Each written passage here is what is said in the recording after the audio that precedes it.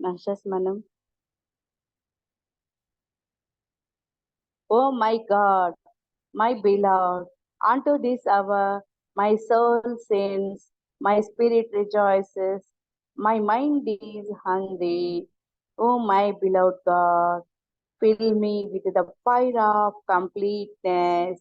Oh my beloved God, walk in me, of me, be me. Oh my beloved God, desire I to know and understand that which man cannot know. My beloved God, love I you greatly, forever and ever and ever. So be it to life. ఓ నా దైవమా, ఓ నా ప్రియ, ఓ నా ప్రియమైన దైవమా, ఈ గంట వరకు ఇప్పటి వరకు నా ఆత్మరాగం సంతోషిస్తున్నది. నా మనస్సు ఆకలిగా ఉన్నది. ఓ నా ప్రియమైన దేవా, నన్ను పరిపూర్ణత అనే అగ్నితో నింపుము.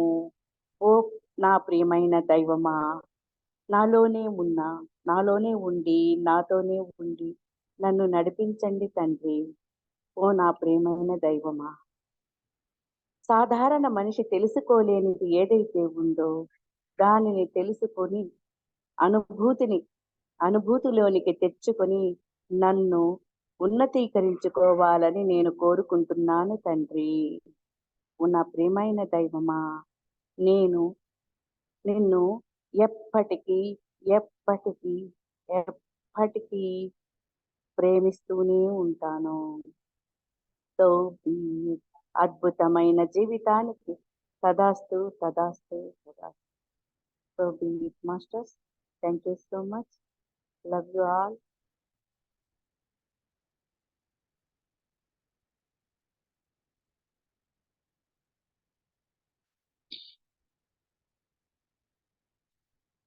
ప్రార్థన ఒకసారి వివరించుకుందాం మాస్టర్స్. ఓ నా ప్రియమైన దేవ తండ్రి, ఓ దైవమా, ఇప్పటి వరకు ఈ గంట వరకు ఈ నిమిషం వరకు కూడా నా ఆత్మరాగం నా ఆత్మ సంతోషిస్తూ ఉన్నది. ఎందుకు? నా మనస్సు ఎంతో ఆకలిగా ఉన్నది. ఎందుకంటే పరిపూర్ణత అనే అగ్నితో నన్ను నింపమని నిండడానికి నేను ఎంతో సంతోషిస్తూ ఉన్నాను. నాలోనే ఉండి నాతోనే ఉండి నన్ను నన్ను నేను ఉన్నతీకరించుకోవడానికి ఆ విధమైన సాధారణ మనిషి తెలుసుకోలేని విషయాలు ఏవైతే ఉన్నాయో అవన్నీ నేను తెలుసుకొని నన్ను నేను ఉన్నతీకరించుకోవాలని కోరుకుంటున్నాను తండ్రి. నాలోనే ఉంది, నాతోనే ఉంది. అద్భుతంగా ఆ విధంగా నన్ను నడిపించు తండ్రి. నేను నిన్ను ఎల్లప్పటికీ ఎప్పటికీ సదా సర్వదా ప్రేమిస్తూనే ఉంటాను తండ్రి. అద్భుతమైన జీవితం సదా. చూడండి, మనము మనలోనే ఉన్నా, నాలోనే ఉన్నా, నేనే ఉన్నా. ఆ తండ్రి ఎవరైతే ఉన్నారో ఆ తండ్రితో ఈ తనయుడు చెప్పుకుంటున్నాడు, నాతోనే ఉండి మరి సాధారణ మనిషి ఎవరైతే తెలుసుకోలేదో అవన్నీ కూడా దివ్యత్వం నాలోనే ఉన్న దైవాన్ని నేను తెలుసుకునేలాగా నన్ను ఉన్నతీకరించు తండ్రి అని చెప్పి తండ్రిని కోరుకుంటూ ఉన్నాం. మనలోనే ఉన్న ఆ దైవాన్ని కోరుకుంటూనే ఉన్నాం. నిన్నటి దగ్గర నుంచి కొనసాగిద్దాం మాస్టర్స్.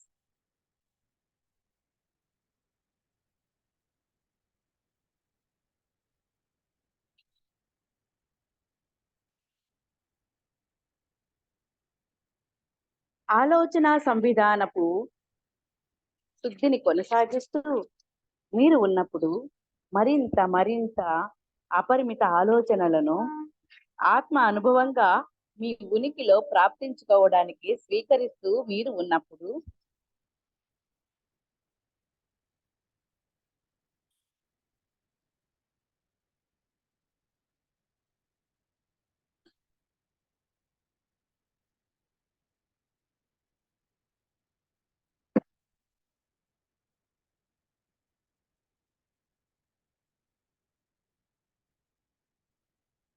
మాస్టర్స్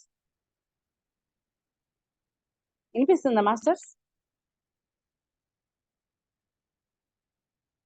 అపరిమిత ఆలోచనలను ఆత్మ అనుభవంగా మీ ఉనికిలో ప్రాప్తించుకోవడానికి స్వీకరిస్తూ మీరు ఉన్నప్పుడు మీ ఆలోచన సంవిధానానికి శాంతి, సామరస్య, ఆనందము అనేటువంటి ఆ భావాలన్నీ కూడా శరీర సౌలభ్యాలకు, శరీరంలో ఉన్న అన్ని అవయవాల సౌలభ్యానికి కూడా మరి మధ్య ఉన్న సంబంధాన్ని సైతం మీరు దర్శించడం ప్రారంభిస్తారు. విమర్శలను తెగ గుప్పించేస్తున్నారు అని ఎవరైనా ఎప్పటికీ మిమ్మల్ని మీరు విమర్శించుకోవద్దండి. మిమ్మల్ని మీరు కరుణించుకొని ఆ అనుభూతుల, ఆలోచనల జాగృత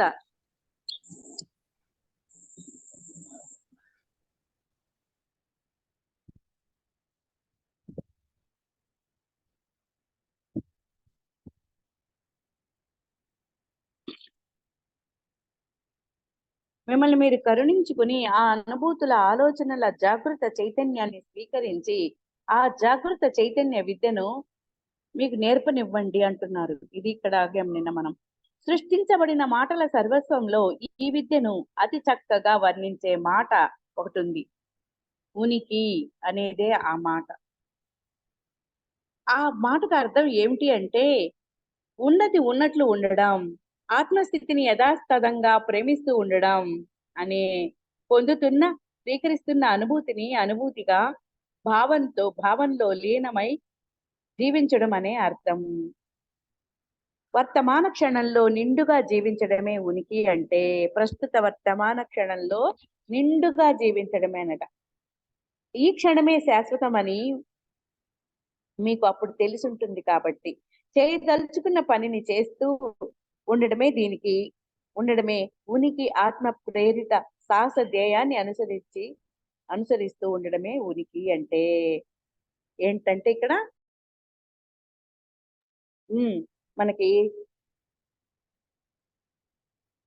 మనకి కబీర్ దాస్ చెప్పున్నారు. మేడం వినిపిస్తుందా?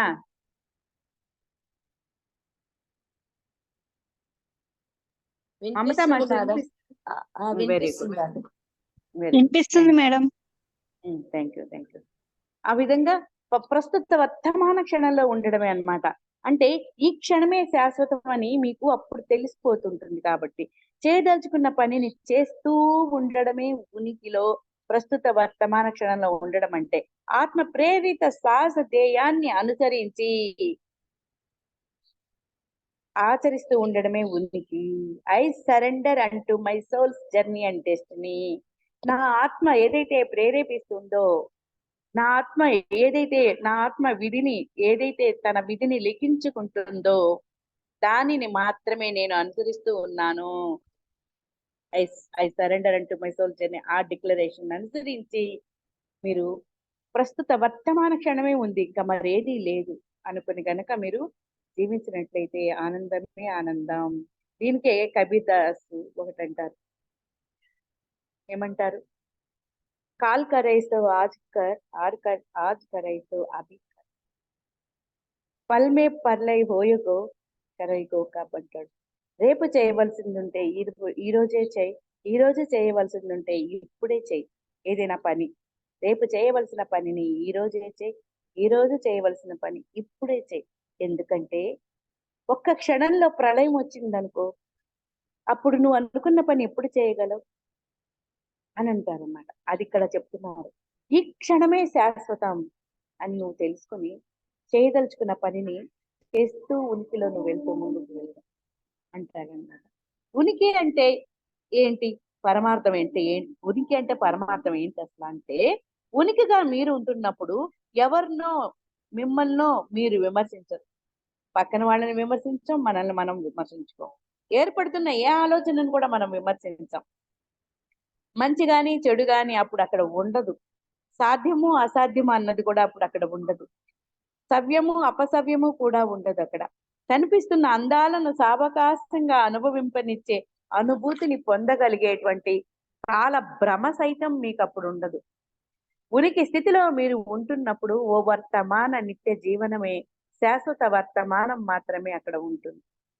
అలా నిత్య స్థితిలో, ఉనికి స్థితిలో, సహజ స్థితిలో మనం ఉన్నప్పుడు ఆ నిత్యత్వ అదే ఒక నిత్యత్వం అంతే. నిత్యము, శాశ్వతము, సత్యము అయినటువంటిది ఆ వర్తమానం మాత్రమే అక్కడ ఉంటూ ఉంటుంది. ఆ ఉనికి స్థితిలో గతంలోకి, భవిష్యత్తులోకి డోలాయమానంగా చంచలిస్తూ మీ ఆలోచనలు ఉండవప్పుడు. ఏ దోషత్వ భావాలు, పశ్చాత్తాప భావనలు ఏర్పడి ఉండవు మీకప్పుడు. దయచేసి ఉండవు మీకప్పుడు. చేసి తీరాల్సినవి, చెయ్యాల్సినవి కూడా మీకు ఏమీ ఇంకా కనిపించవు. పెండింగ్ ఏమి ఉండవు. అన్ని అప్పటికప్పుడు ఏ ఆలోచన వచ్చిందో దాన్ని ఆ పని అప్పుడు చేసేస్తూ ఉంటే ఇంకా పెండింగ్ ఏముంటాయి? ఏ సత్యంలోనూ స్థితమై మీరు ఉండకుండా అన్ని సత్యాలను పునః పరిశీలిస్తూ మీరు ఉంటూ ఉంటారప్పుడు. అన్ని సత్యాలు నీవే. దాన్ని పరిశీలించుకుంటూ ఉంటాం. మీ వాంఛిత సాఫల్యానికి ఇష్టమైన దేన్నైనా సరే, మీకు కావలసిన దేన్నైనా సరే అన్వేషించి ఎంచుకోగల అవకాశాన్ని సంతరించుకొని సత్యాలన్నీ నిత్యాలుగా సాక్షాత్కరిస్తాయి మీకు. అప్పుడు నువ్వు ఏది ఎంచుకున్నావో అది సత్యంగా నువ్వు గుర్తించి అది నిత్యంగా ఉందని నువ్వు గుర్తిస్తావు. అప్పుడు ఆ విధంగా జీవిస్తూ మీరు ఉంటే మీలోకి వస్తున్న ఆలోచనలన్నీ యోచింపబడి, మస్తిష్కంలో అర్థం చేసుకోబడి, శరీరంలో అనుభవించబడుతూ మరింత జ్ఞానాన్ని, మరిన్ని ఆలోచనల్ని, మరింత నిత్యతను ఉనికిలో సంభవం చేస్తూ ఉంటాయి. ఈ విధంగా జరుగుతూ ఉంటుంది. నువ్వు ప్రస్తుత వర్తమాన క్షణంలో ఉన్నప్పుడు నీకేది కావాలో దాన్ని నువ్వు సృష్టించుకోగల ఆ అనుభవము, సృష్టించుకోగల నిత్యత్వము, సత్యత్వము, సజీవత్వము నీకు లభించి ఉనికిలో నీవు తక్షణమే ఏది కావాలంటే అదే తక్షణమే అందుకోగల సామర్థ్యాన్ని నీవు, నీ శరీరము అన్ని కూడా నీ శరీరంలో అది అనుభూతించబడుతూ ఉంటుంది. అది జ్ఞానాన్ని, మరిన్ని ఆలోచనలను నీకు ఇస్తూ ఉంటుంది. ఉనికి మాత్రంగా మీరు ఉంటున్నప్పుడు విషయ సర్వస్వ నిత్యత్వంతోనే సమీకరించి ఉంటూ ఏ వాంఛితాన్నైనా ప్రాప్తించుకోగలుగుతారు మీరు. ఉనికి స్థితిలో ఉండడం కన్నా చేయడానికి మరి ఏమీ మీకు అప్పుడు ఉండదు. అలా ఉనికిలో ఉంటూ పరమానంద భరితులై ఉండడం కన్నా వేరే పని మీకు అప్పుడు ఉండదు. ఇంకా మీ ఉనికి అది దైవం. మీరు సంకల్పిస్తున్న సర్వస్వాన్ని ఆకర్షిస్తూ సర్వ వాంఛితాల్ని సంభవం చేస్తుంది. ఆచార నియమాలన్నింటినీ బహుశ్రమతో బాహ్యంలో ఆచరిస్తూ ఉన్న వాళ్ళు అంతర్దైవాన్ని అపహాస్యం చేస్తున్నారు. ఎందుకంటే సర్వస్వము మీరుగా, మీదే సర్వస్వంగా ఉనికి స్థితి ఉంటుంది కదా. కానీ మిగతా వాళ్ళంతా ఏం చేస్తున్నారు? ఆచారాలన్నీ పాటిస్తున్నారు, నియమాలన్నీ పాటిస్తున్నారు, బాహ్యంగా దైవాన్ని పూజిస్తున్నారు. అలా బాహ్యంగా పూజలు చేస్తూ పూజిస్తూ నీ అంతరంలో ఉన్న దైవాన్ని నీవు అపహాస్యం చేస్తూ ఉన్నావు కదా. అంటే నీవంటే నువ్వు కాదు, అందరూ చేసేవాళ్ళని అంటున్నారు ఆయన. ఎందుకంటే సర్వస్వము నీవేగా, మీరుగానే ఉన్నారు కదా, మీరే సర్వస్వంగా ఉన్నారు కదా. అదే ఉనికి స్థితి, నీవే దైవంగా ఉన్నావు కదా. అప్పుడు ఇంకా నీకు బాహ్య తంతులు ఏం అవసరం అంటున్నారు రాంతా గారు. ఉనికి మాత్రంగా మీరు ఉంటున్నప్పుడు, ఆలోచన సర్వస్వాన్ని మీరు స్వీకరిస్తూ ఉన్నప్పుడు దైవవాణి మీకు వినిపిస్తుంది. అలా ఉనికి మాత్రంగా అలా నేనుండడం నిజం, నేను నిత్యము నిత్యత్వంలో సత్సై, నిత్యం నిరంతరం మహోన్నతంగా నేను దివ్యంగా దైవంగా ఉన్నాను. Yes I know I am God అని నువ్వు ఒక దివ్య స్థితిలో, నేను దివ్య చైతన్యాన్ని, నేనే దైవాన్ని అని కనుక నువ్వు ఉన్నప్పుడు అప్పుడు నీ స్థితి ఏంటో తెలుసా?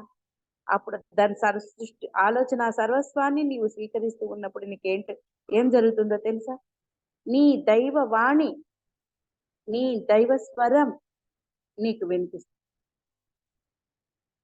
రెప్పపాటు సమయంలో వాంఛిత జ్ఞాన సర్వస్వాన్ని మీరు అప్పుడు గ్రహించవచ్చు. ఏ తీర్పులు చెయ్యకుండా ఆత్మానుభూతులుగా ఆలోచనలను స్వీకరిస్తూ మీరున్నప్పుడు కేవలం నిత్యతను, సర్వస్వాన్ని యథాతథంగా స్వీకరిస్తూ ఉన్న మీరు ఓ అపరిమిత దైవంగా జీవిస్తారు. ఏ తీర్పులు లేదు, ఇది మంచిదని, ఇది చెడ్డదని, వాడు అట్టడని, చాలా మారాలి మనం అసలు కదా. నేను మారాలి, మీ సంగతి నాకు తెలియదు. నేనైతే ఇంకా ఇంకా ఉన్నాయి నాలో ద్వంద్వాలు. తీర్పులు చేయటం కూడా ఉంది. ఆ తీర్పులు చేయకుండా ఆత్మానుభూతులు ఆత్మ అనుభూతించే అనుభూతులనే మనం అలాంటి ఆలోచనల్ని మనం స్వీకరిస్తూ ఉన్నప్పుడు కేవలం నిత్యత్వము సర్వస్వాన్ని యథాతథంగా స్వీకరించడము చేస్తున్న మీరు ఓ అపరిమిత దైవంగా జీవిస్తారు. అది అపరిమిత దైవపు యొక్క లక్షణాలు. మీ దివ్య పూర్ణాత్మకు ఓ నిర్మల మాధ్యమంగా మీరు అప్పుడు తయారై దివ్య మానస సామాన్యతకు చేరువవుతారు. అప్పుడు ఓ అపరిమిత దైవంగా ఏ తీర్పులు చేయకుండా నీవు ఉన్నప్పుడు, ఎవ్వరిని మరి ఏ న్యాయాలు చేయకుండా నీవు ఉన్నప్పుడు, అప్పుడు నీవు నీ ఆత్మతో నీ ఆత్మలో నీవే అనుభూతిస్తూ ఉంటావు. కాబట్టి కేవలం నిత్యత్వము సర్వస్వాన్ని యథాతథంగా స్వీకరించడమే ఉంటుంది. అప్పుడు మీరు ఎలా ఉంటారో తెలుసా? ఓ అపరిమిత దైవంగానే నువ్వు జీవిస్తావు. ఓ దివ్య పూర్ణాత్మకు ఓ నిర్మల మాధ్యమంగా మీరప్పుడు తయారై దివ్య మానస సామాన్యతకు చేరుకుంటావు కదా. నీవే I am mind of God. Yes, I know I am the mind of God.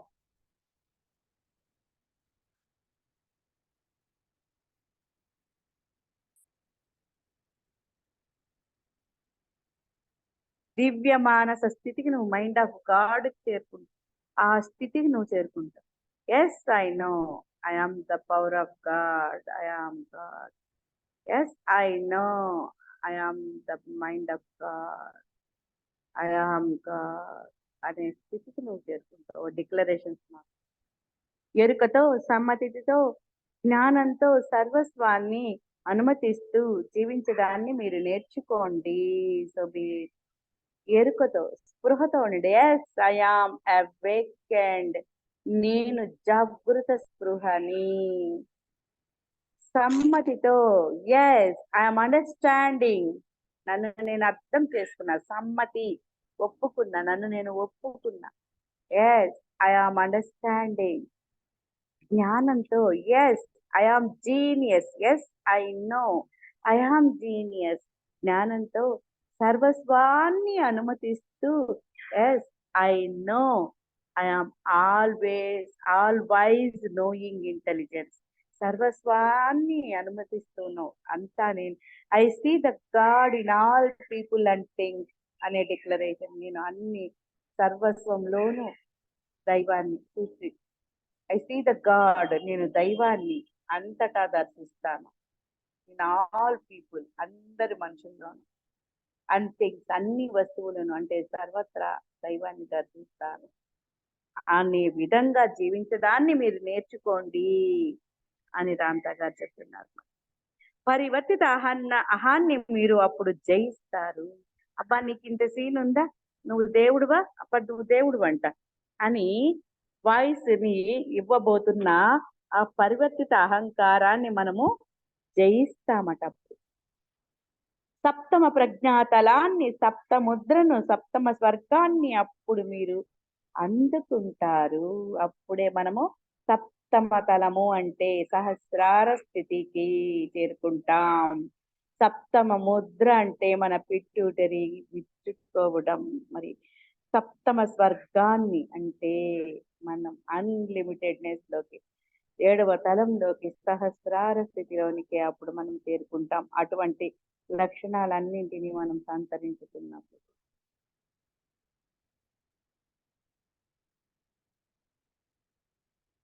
అప్పుడు సప్తమ ప్రజ్ఞా తలంలో ఎలా ఉంటాం తెలుసా?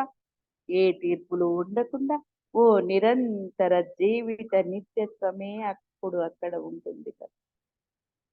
తీర్పులు చేస్తున్న తత్వపు సంపూర్ణ జ్ఞాన ప్రావీణ్యం మీలో నెలకొన్నప్పుడు ఈ భూతల ప్రజ్ఞ సర్వస్వం మీ స్వంతమై కోరుకున్నప్పుడు ఈ తలాన్ని వదిలిపెట్టి వెళ్లే స్వేచ్ఛ మీకు ప్రాప్తిస్తుంది. ఎప్పుడైతే ఈ విధమైనటువంటి సంపూర్ణ జ్ఞానం, సంపూర్ణ ప్రావీణ్యం, తీర్పులు చేస్తున్న తత్వపు సంపూర్ణ జ్ఞాన ప్రావీణ్యం మీలో నెలకొంటే ఈ భూతల ప్రజ్ఞ సర్వస్వం మీ సొంతమైపోతుంది. కోరుకున్నప్పుడు ఈ తలాన్ని అంటే ఈ భూతలం మీద ఇలాంటి ఫ్రీక్వెన్సీ ఉంటది కదా, వాటినన్నిటిని కనుక్కొని వాటిని నువ్వు జయించినప్పుడు, పరివర్తిత అహంకారాన్ని జయించినప్పుడు, ఎప్పుడు కోరుకుంటే అప్పుడు నువ్వు ఈ తలాన్ని విడిచిపెట్టి వెళ్ళిపోయే స్వేచ్ఛ నీకు లభిస్తుంది. అయితే కణ విభజన పునర్నిర్మాణ కౌశల్యంతో ఈ క్షణంలో మీరు మరో శరీరాన్ని పునఃసృష్టించుకోగల సామర్థ్యం పూర్తి స్థాయిలో మస్తిష్కం పనిచేస్తున్నప్పుడు ఏర్పడే సామర్థ్యం మీకు ఉంటే తప్ప మీ శరీరాన్ని వినాశనం చేసుకునే ప్రయత్నానికి తొందరపడుతుంటారు. అంటే మనం ఒక గాడ్గా సహస్రార స్థితికి చేరుకున్న తర్వాత వను మాస్టర్ చెప్తూ ఉంటారు మాకు, plane of bliss, mind gladiator అనే ఈ బుక్స్ మూడు బుక్స్ నుంచి ఇదే వస్తుంది. మనం ఇక్కడ ఈ భూతల మీద చేయాల్సిన పనంతా చేయడం అయిపోయాక మనం అలా కూర్చుని ఉన్నా కానీ మనం రామ్త గారు ఏ విధంగా అయితే అలా బయటకు వెళ్ళేసి మళ్ళీ రాగలుగుతున్నారు, అటువంటి సామర్థ్యం మనకు కలుగుతుందట. అయితే చెప్తున్నారు, కణ విభజన చేశారు కదా రామ్త గారు, అదే కదా చేశారు. తనలోనే ఉన్న కాంతిని బాగా ప్రేరేపించుకొని ఏం చేశారు, ఆయన తన కాంతిగా మార్చేసుకుని తన శరీరాన్ని వెళ్ళిపోయారు కదా. ఆ విధంగా కణ విభజన చేసుకుని ఆయన వెళ్ళిపోగలిగారు. ఆ పునర్నిర్మాణం మళ్ళీ దాన్ని అంతా కూడా కాంతినంతా మళ్ళీ మెటీరియల్ గా చేయగలిగాడు. ఈ విధంగా ఆయన 63 సార్లు చేశాక 64వ సారి మాత్రమే ఆయన అధిరోహణం చేసి ఇంకా నాకు ఇక్కడ భూతలం మీద చేయాల్సిన పని అయిపోయిందని వెళ్ళారు. ఆ విధంగా మీ శరీరంలో ఉన్న ఈ పదార్థాన్ని మొత్తం ఆ కణాలన్నింటినీ విభజించుకొని అణువులుగా మారాలి. ఆ మళ్ళీ నీకు కావాలనుకున్నప్పుడు అదంతా కూడా మళ్ళీ నువ్వు దాన్ని ఆ కణాలన్నింటినీ పదార్థ రూపం తేగలిగే సామర్థ్యం నీకు వచ్చి ఉండాలి. అటువంటి పని నీకు చేతగానప్పుడు మాత్రం పూర్తి స్థాయిలో నీ మస్తిష్కం పనిచేస్తున్నప్పుడు ఏర్పడే సామర్థ్యం నీకు అలా ఉంటే తప్ప మీ శరీరాన్ని నాశనం చేసుకునే ప్రయత్నానికి మీరు తొందరపడద్దు అంటున్నారు. మీ శరీరాన్ని ప్రియంగా చూసుకోండి, ప్రేమగా చూసుకోండి, శరీరంతో సౌఖ్యంగా ప్రవర్తించండి. I love my self. సవ్యంగా దాన్ని పోషించండి, సున్నితంగా దాన్ని ఉంచుకోండి. మీ జీవిత వ్యక్తీకరణకు ఉపయుక్తమవుతున్న అపురూపమైన సాధనం అది, రథం అది. మీ ఆలోచన సంవిధానంలో అపరిమితులుగా మీరు తయారవ్వండి. అలా తయారయ్యే అవకాశాన్ని మీకు అందిస్తున్న ఈ వాహనాన్ని జాగ్రత్తగా కాపాడుకోండి. ఇక్కడ వరకు ఆగుతాను, మాట్లాడండి. చాలా చాలా మ్యాటర్ వచ్చేసింది.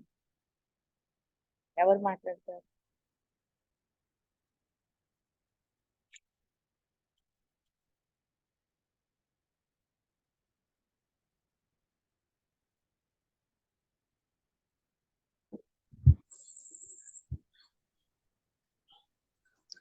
మాట్లాడరా ఎవరు?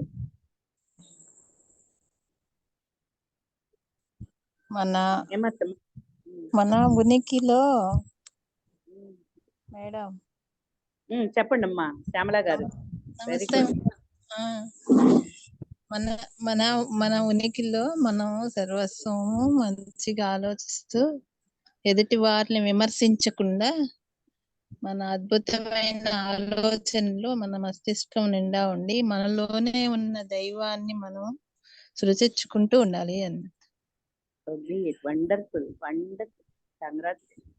ఇంకా ప్రస్తుత వర్తమానాన్ని సంపూర్ణంగా ఆస్వాదిస్తూ ఉండాలని చెప్తున్నారు మేడం. అట్లా వర్తమానాన్ని మనము అనుభవిస్తున్నప్పుడు మనం 7th తలానికి పోయి ఆనందమయ జీవితాన్ని, ఆనందమైన తలుపులు, స్వర్గం లాంటి అనన్యమైన ఆనందాన్ని పొందుతాము. బాహ్యంగా పూజిస్తున్నావు, నీ అంతరాత్మలో ఉన్న దైవాన్ని పూజిస్తలేవు, ప్రేరేపించట్లేదు, నువ్వు అపహాస్యం చేస్తున్నావు, నీ అంతరాత్మను పరిశీలన చేసుకో అని చెప్తున్నారు మేడం. పరిశీలన చేసి నీ అంతరాత్మలో నీ దైవాన్ని కూడా పూజించుకో అని చెప్పి చెప్తున్నారు.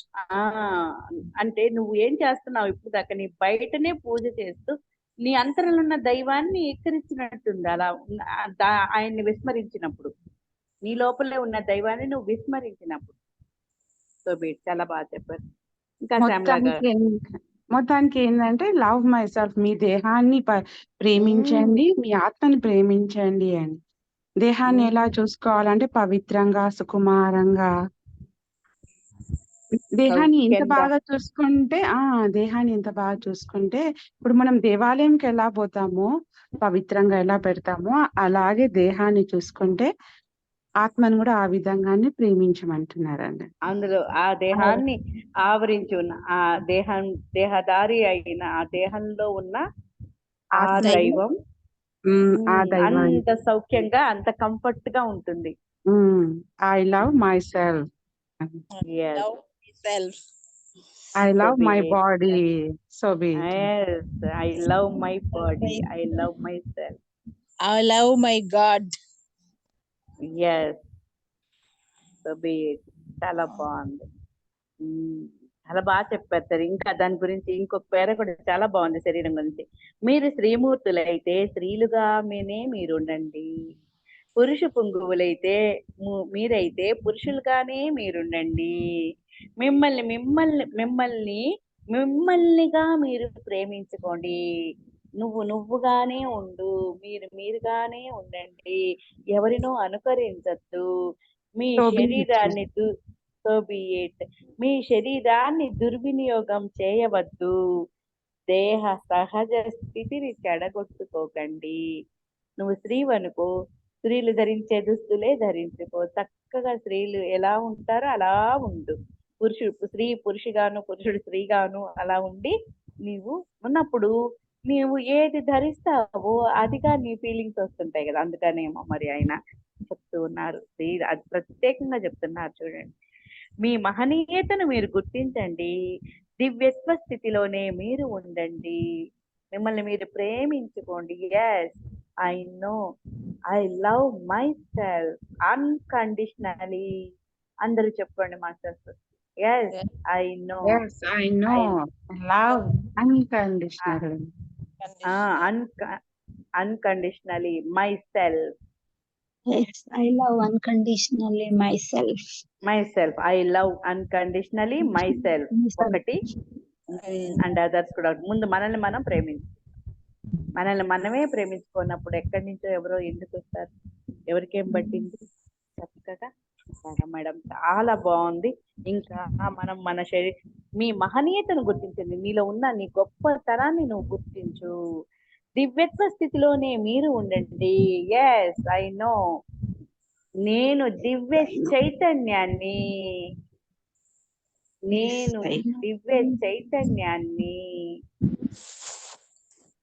కాంటంప్లేట్ అని అయిపోదాం. ఇంకా చాలా బాగుంది. దివ్యత్వం గుర్తించండి అన్నాడు కాబట్టి I am divine consciousness realised. నేను దివ్య చైతన్యాన్ని. మరి మీ శరీరానికి సొంపుగా ఉండే వస్త్రధారణ చేయండి, చక్కగా తలంటుకొని స్నానం చేయండి, సుగంధ ద్రవ్యాలను అద్దుకోండి, అలముకోండి. మీ శరీరానికి అవసరమైన ఆహారాన్ని కంఫర్టబుల్ డ్రెస్సెస్ అనుకుంటా అండి, మనకి ఏది కన్వీనియంట్ ఉంటుందో అదే వేసుకోమంటున్నారు. అదే సొంపుగా శరీరానికి అందంగా, సొంపు అంటే అందంగా ఉండేటువంటి వస్త్రధారణ చేయి, చక్కగా తలంటుకో, చక్కగా సుగంధ ద్రవ్యాలను అద్దుకో, అలుముకో. మరి మీ శరీరానికి అవసరమైన ఆహారాన్ని మాత్రమే భుజించండి. ధ్యాసలో ఉంటూ ఎరుకతో వింటే తనకేం కావాలో అడుగుతున్న శరీరపు మాటను మీరు వినవచ్చు. కాంటంప్లేట్ అయి మీరు కాంటంప్లేషన్ తో ఉండి ఫుల్ ఫోకస్ తో నీ బాడీ మీద నువ్వు ఉంటే నీ శరీరం నీకేం కావాలో అడుగుతుంది. అప్పుడు నీ శరీరం నీకు చెప్పే మాటను నీవు వినవచ్చు అంటున్నారు. శరీరానికి హాని కలిగించే ఏ పదార్థాన్ని, కీడు కలిగిస్తుందని తెలిసిన ఏ ఆహారాన్ని స్వీకరించకండి. చాయిస్ మనకే వదిలేస్తారు. శరీరానికి హాని కలిగించే ఏ పదార్థాన్ని, కీడు కలిగిస్తుందని తెలిసిన ఏ ఆహారాన్ని స్వీకరించకండి. కణజాలాల్లో ప్రాణవాయు ప్రవాహానికి అభ్యంతరాన్ని పరికల్పించే పదార్థాల వల్ల అసంఖ్యాకమైన మస్తిష్క కణాలు సమూలంగా నాశనమైపోతాయి శాశ్వతంగా.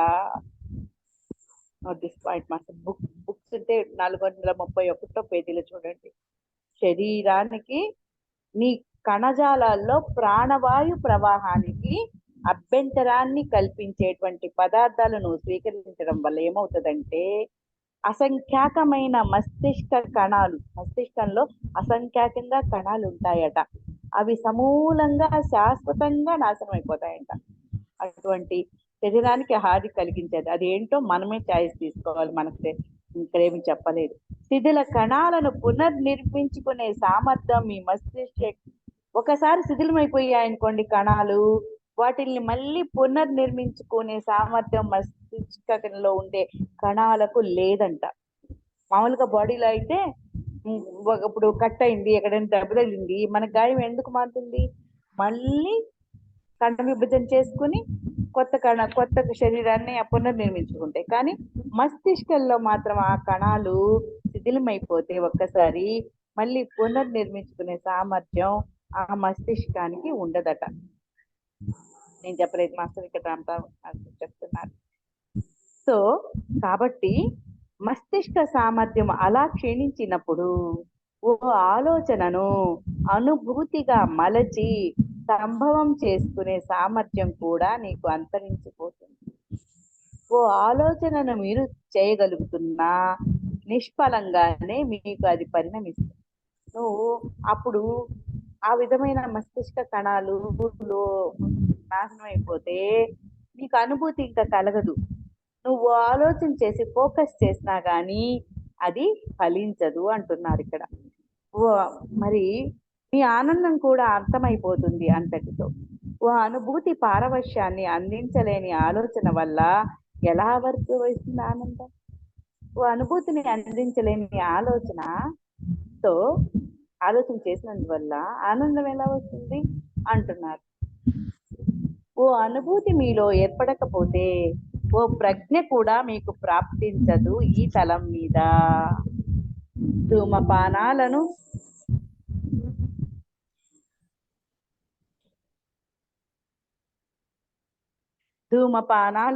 చిత్త విభ్రమణాన్ని పరికల్పించే మాదక ద్రవ్యాలను స్వీకరిస్తూ మీరు ఉన్నప్పుడు మీ మస్తిష్కానికి వాటిల్లే మహా హాని అదే.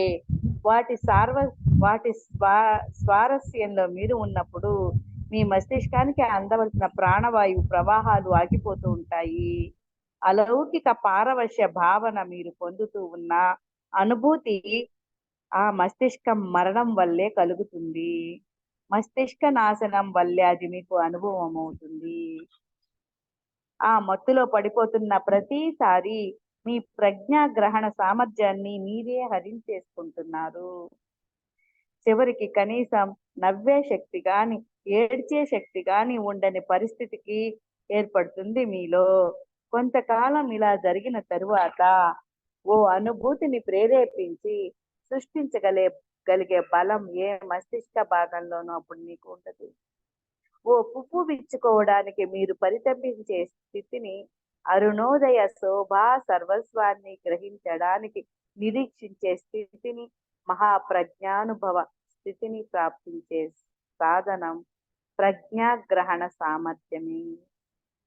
ఓ సూర్యోదయం జరుగుతుంది అంటే అప్పుడు మనం అలా నిరీక్షించి దాన్ని వీక్షించి ఆనందం పొందగలిగే, అనుభూతిని పొందగలిగే స్థితి, ఆ మహాప్రజ్ఞ అనుభవ ప్రాప్తించుకునే సాధనం ఏంటంటే ప్రజ్ఞాగ్రహణం సామర్థ్యమే. అయితే ఆలోచనను అనుభూతిగా మలుచుకునే సామర్థ్యమే మీరు అనుభవించగల మహాపారవశ్యం. అది ఒక్కటే. మాస్టర్ ఇంకా చాలా పెద్ద చాప్టర్ ఇది కదా. ఈ చాప్టర్ అయిపోతే ఇంకో శుభోదయాన్ని ఉంటుంది. ఓ శుభోదయాన. ఇది 460 పేజీ దాకా ఉంది. ఇది 432కి వచ్చాము ఇప్పుడు. 460 దాకా అది ఉంటుంది. ఓ మహాశుభోదయాన ఇంకా కొన్ని పేజీలు ఉంటాయి. సో ఇక్కడ వరకు స్టడీ ఆపుతాం. 474 పేజీలో